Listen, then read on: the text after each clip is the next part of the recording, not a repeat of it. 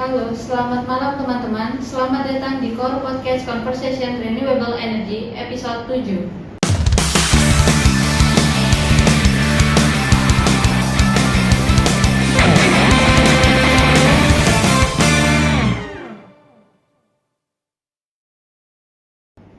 Bagaimana nih kabarnya sahabat Core Podcast? Semoga berbahagia dan sehat selalu. Izinkan saya, Ferdi Widya Ramadhani, selaku host yang akan menemani teman-teman di Core Podcast kali ini. Di sini kita akan membahas sebuah topik yang sangat relevan dan menarik, terutama di tengah kemajuan teknologi yang pesat. Tema diskusi kita kali ini adalah peran bioetanol dalam mencapai keseimbangan teknologi dan kemanusiaan di era 5.0. Oke, seperti yang kita ketahui, kita sekarang berada di era 5.0, di mana teknologi semakin terintegrasi dengan kehidupan manusia, menciptakan sinergi yang menuntut keseimbangan antara inovasi teknis dan keberlanjutan lingkungan. Salah satu solusi yang menjadi sorotan adalah bioetanol.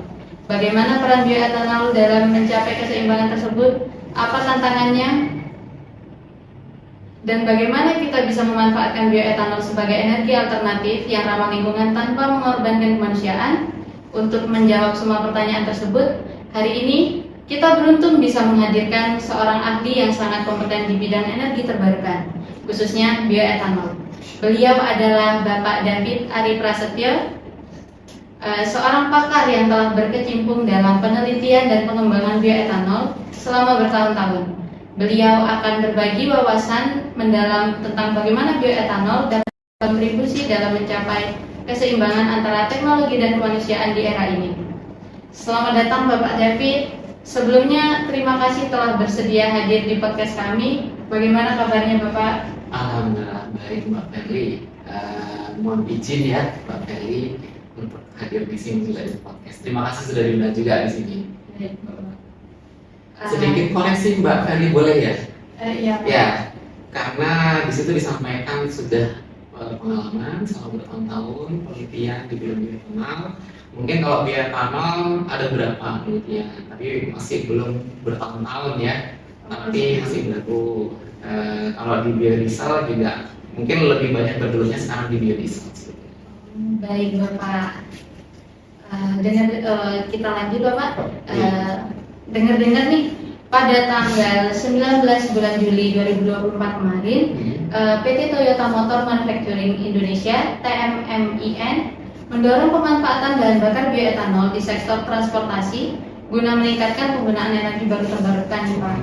Nah, Wakil Presiden Direkturnya menjelaskan bahwa di beberapa negara penggunaan bahan bakar etanol itu sudah umum, Pak, seperti E20 dan E10 di Amerika Serikat, gitu ya Pak ya? Betul. Nah, dalam upaya mendukung penggunaan bioetanol ini, Toyota sudah menyiapkan kendaraan berbahan bakar fleksibel, di mana kendaraan ini menggunakan etanol yang berasal dari tebu, sorghum, jagung, singkong, dan sebagainya.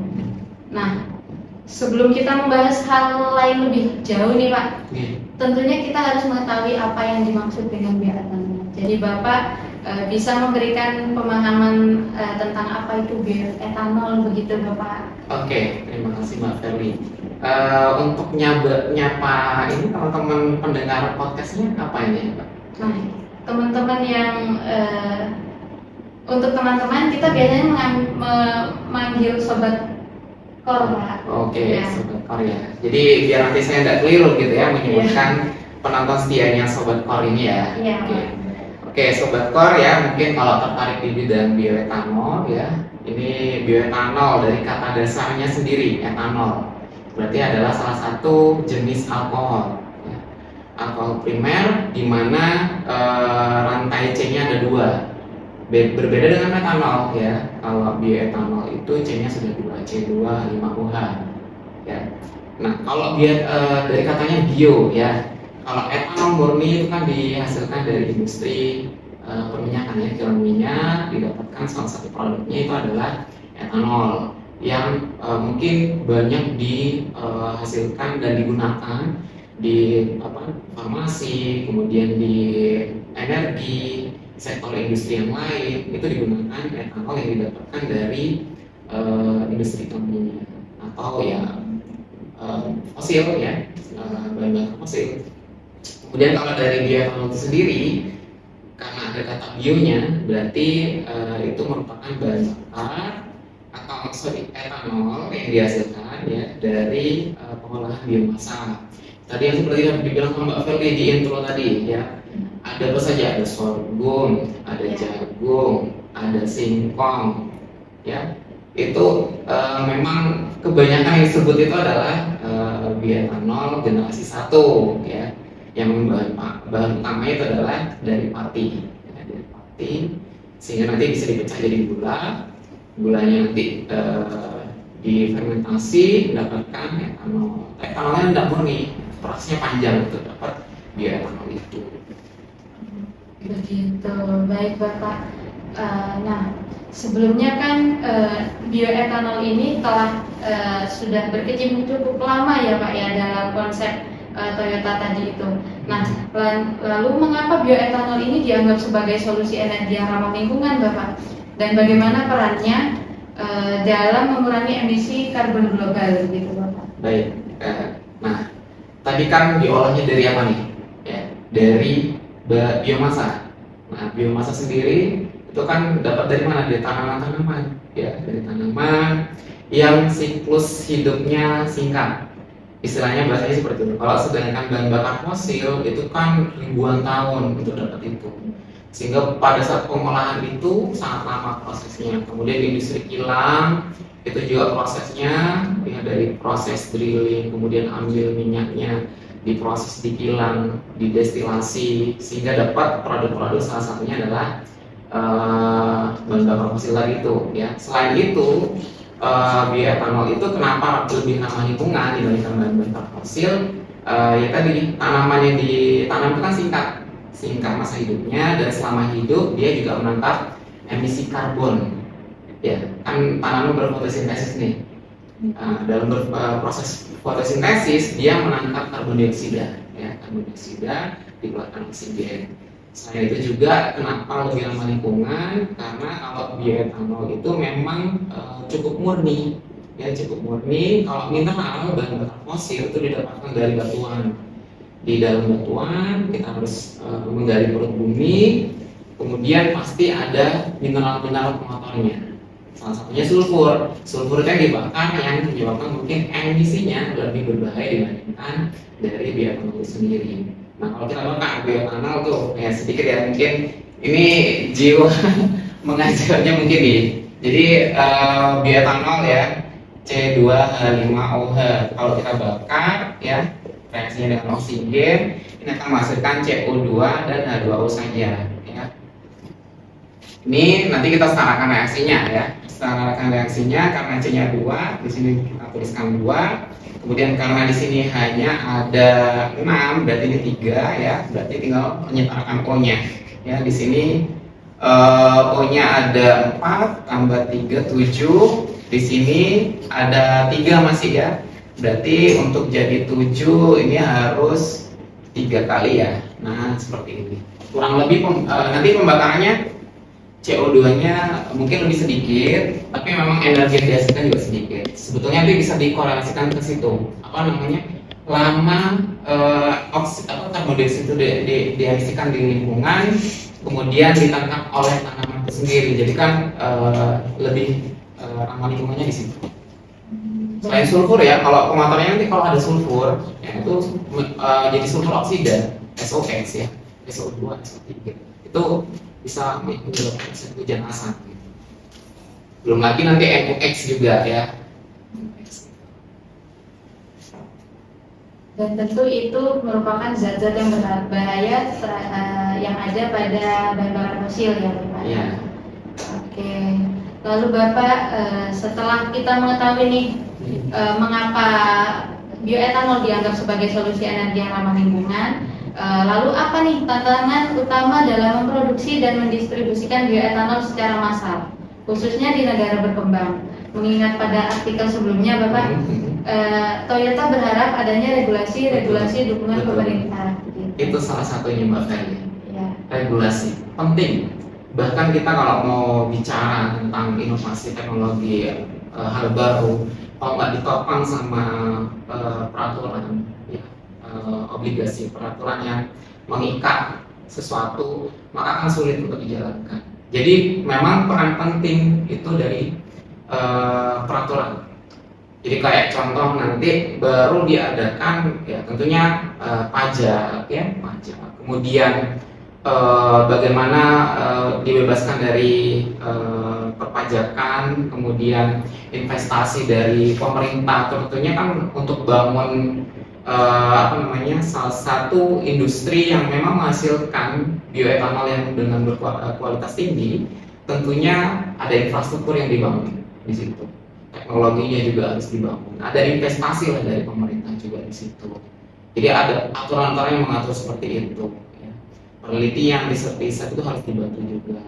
Kemudian pengembangan kayak persiapan lahan. Karena kan tentunya untuk mendapatkan bahan baku itu butuh lahan yang luas, ya kan.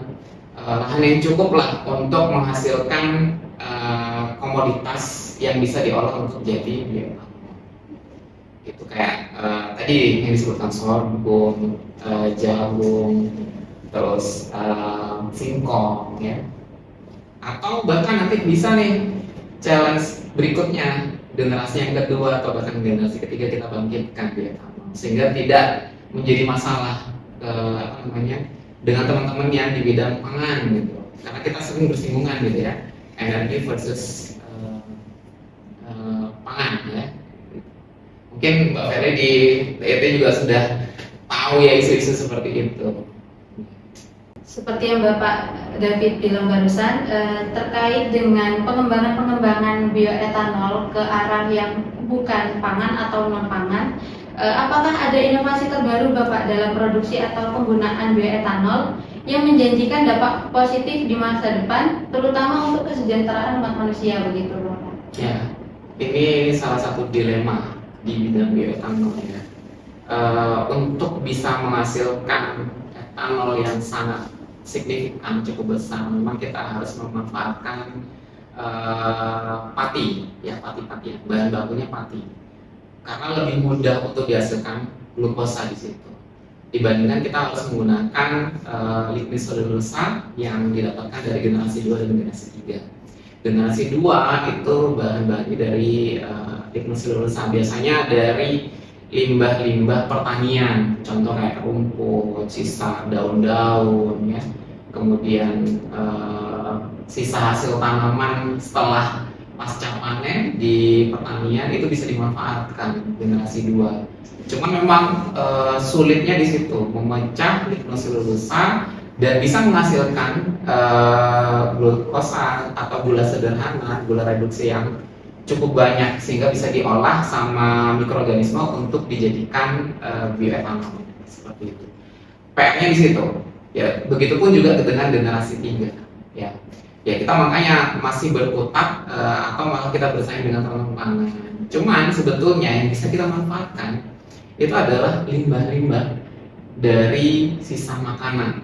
Nah, ini masih jadi sebenarnya harusnya jadi hal yang utama gitu teman-teman.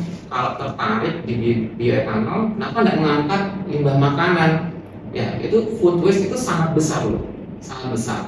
Dan itu bisa diolah untuk menjadi energi, dan itu lebih istilahnya kan daripada merusak lingkungan, ya, limbahnya itu limbah nasi. Coba Mbak Feli mungkin nanti setelah ini bisa searching, ya, atau sobat core ini bisa searching di web berapa sih jumlah limbah nasi di Jember aja deh, ya. Coba searching, teman-teman yang di sini juga, ya, nanti bisa searching berapa jumlah nasi yang dibuang ke lingkungan.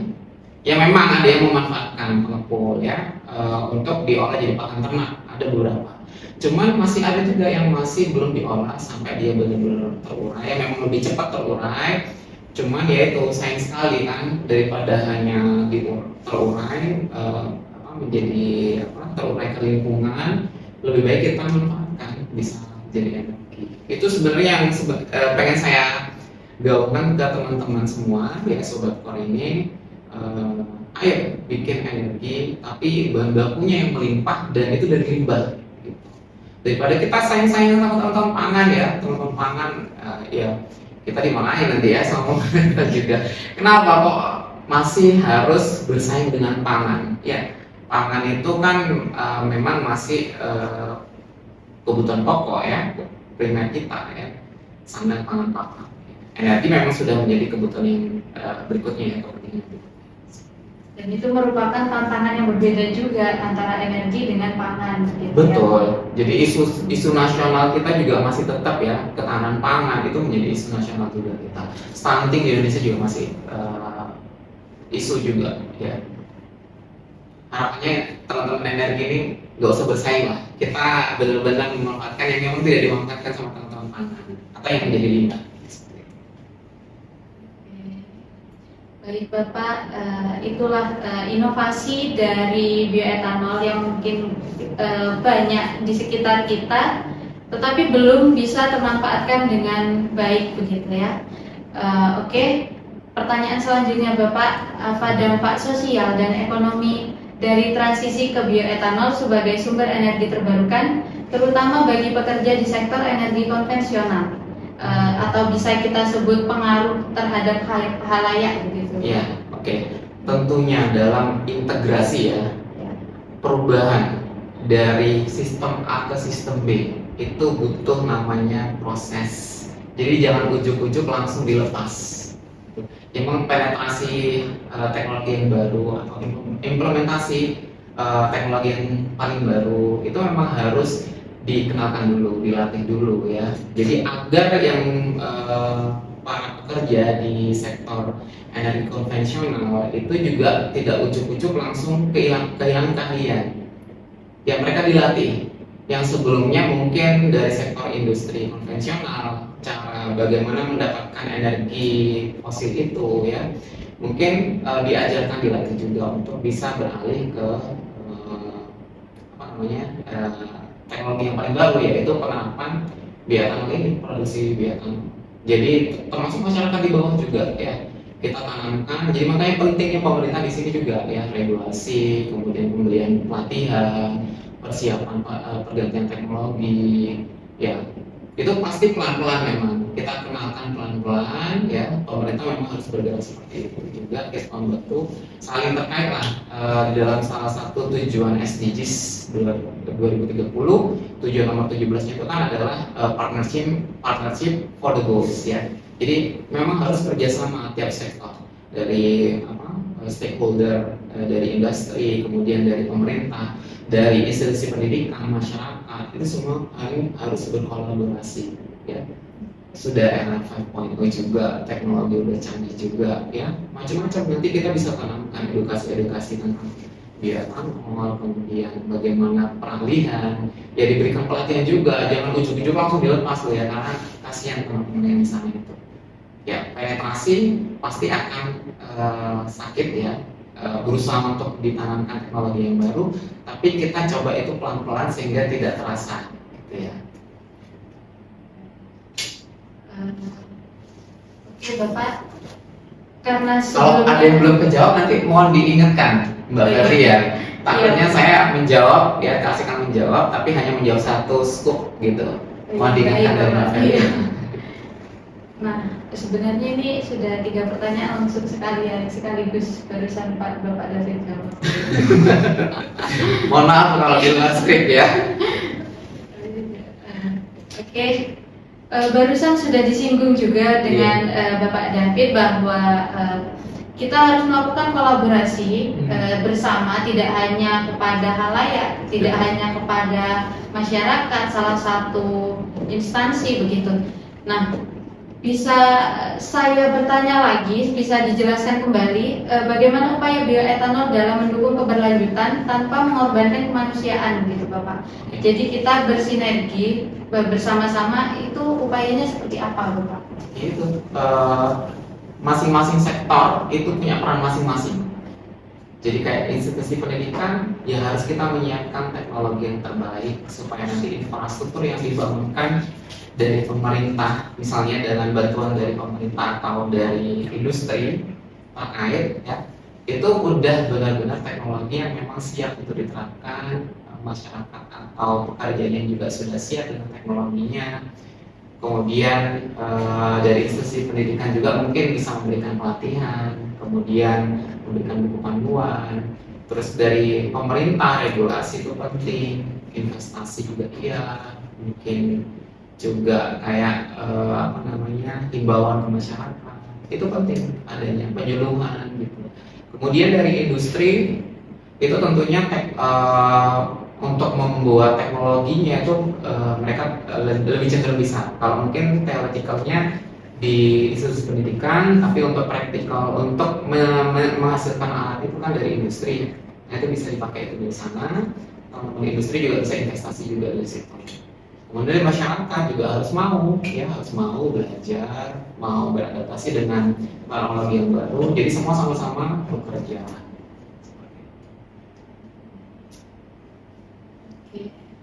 Langkah-langkahnya ya masing-masing punya peran dan pelan-pelan itu dicapai bersama ya.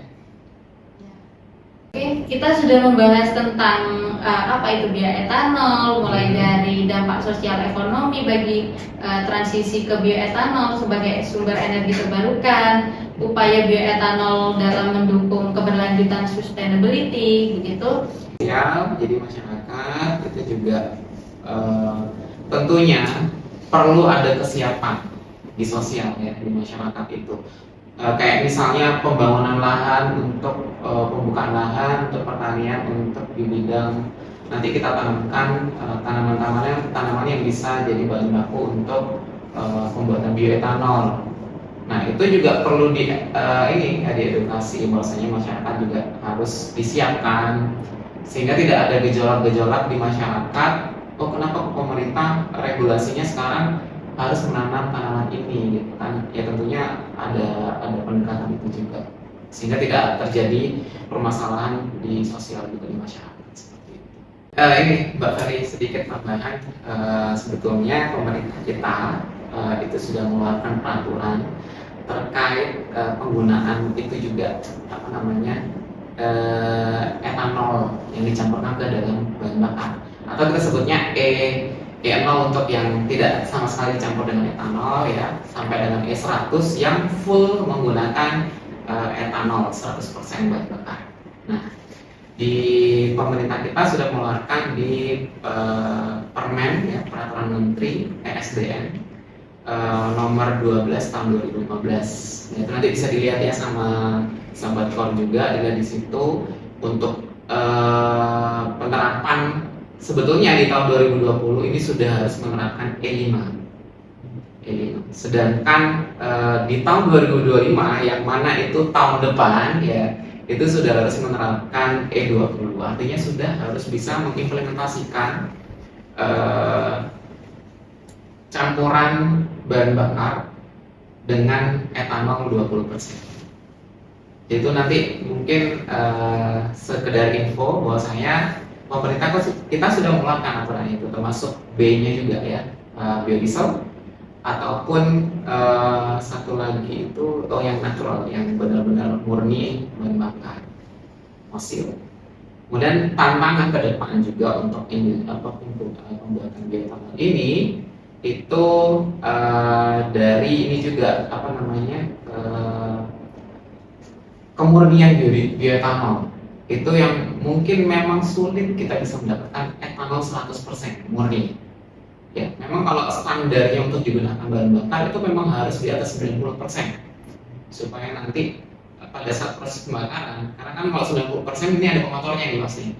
Nah, pemotornya kan mungkin teman-teman atau sobat Kor di sini tahu ya bahwasanya pemotornya itu adalah air. Ya, pada saat nanti di proses fermentasi itu dalam proses pengubahan gula menjadi etanol itu juga menghasilkan air di dalamnya. Nah, air ini yang menjadi pengotor juga karena larut ya, air dan ada sama-sama senyawa polar dan berlarut. Dan pengotornya ini memang kita harus murnikan dengan cara destilasi. Destilasinya pun nggak bisa sederhana, karena kalau sederhana itu nggak bisa maksimal memang. Ya memang harus destilasi dengan cara zeotropik ya. Jadi memang memperhatikan titik di mana dua campuran ini ya antara jadi kan destilasi destilasi itu adalah pemisahan dua larutan ya yang saling campur ini berdasarkan titik didih. Ya kan berbeda. Kalau titik didihnya etanol sekitar 78 derajat Celcius, sedangkan air sendiri itu kan 100 derajat Celcius. Nah itu kita biasanya kan akan mendestilasi ini di suhu segitu. Nah, cuman pada saat suhu segitu, air pun juga sudah ada yang menguap. Nah, makanya itu tidak bisa kalau destilasi sederhana. Untuk bisa murni, ya memang challenge-nya ke depan, ya kita harus menyiapkan teknologi nih, ya bagaimana teknologi pemurnian bioetanol itu menjadi PR juga buat kita. Ya, kita buat alat nih, ya destilasi bertingkatkan atau destilasi yang kita memainkan titik azeotrop, ya dimana campuran ini tidak bisa terpisah fase uapnya sama fase cairnya. Nah, itu sulitannya di situ. Nah, itu challenge-nya buat teman-teman juga ya. Selain juga mungkin ya bahan baku yang masih bersaing dengan teman-teman pangan. Oke, kita sudah berbincang mengenai bioetanol.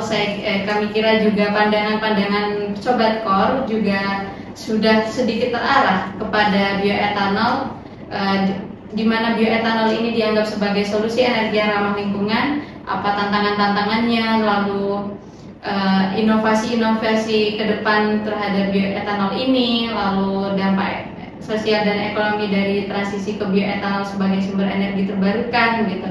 Terakhir Bapak, mungkin dari Bapak David ada pesan untuk podcast komen ke depannya, serta bagaimana untuk pesan dan kesan Bapak untuk teman-teman Komet dan Sobat Energi Terbarukan begitu Bapak. Oke, untuk Sobat Core dan teman-teman dari Komet sendiri ya, terima kasih saya sudah datang di sini. Dan mungkin untuk kedepannya gitu ya, boleh nih angkat tema-tema terkait energi terbarukan yang lainnya. Surya sudah apa belum? Belum Bapak. Belum. Iya belum. Nah itu bisa diangkat tuh. Ya banyak seru loh ya yang dibahas nanti. Kemudian dari Bayu, Angin. Belum Bapak. Oke, belum juga. Nah itu Ya, banyak nih berarti PR-nya ya, ya. teman-teman podcast Korea, podcast sorry, Sobat Korea. Terus nanti bisa angkat tema-tema itu tuh, ya. Tema-tema itu tentunya dengan Bapak Ibu dosen yang lain, ya, atau narasumber yang lain, bisa dari luar juga tuh, Mbak Ferry. Kemudian tadi sudah bagus nih ya, tim produksi di belakang layar, ya, sudah bekerja semuanya ini ada 25 orang. Terima kasih, Mbak Ferry juga luar biasa di sini sebagai MC, moderator. Host, sebutannya host. Mohon maaf ya kalau mungkin salah-salah sebut ya di sini saya juga. Dan disclaimer juga, ini mungkin ya masih belajar juga di bioetanol, jadi mohon maaf kalau mungkin ada salah penyampaian juga, bisa dikoreksi ya. Baik, itu tadi sedikit perbincangan kita dengan Bapak David. Saya mengucapkan banyak terima kasih telah menyempatkan hadir dan berbagi pengetahuan yang sangat penting di Core Podcast. Terima kasih juga untuk Sobat Core yang telah setia menanti dan mendengar podcast kita.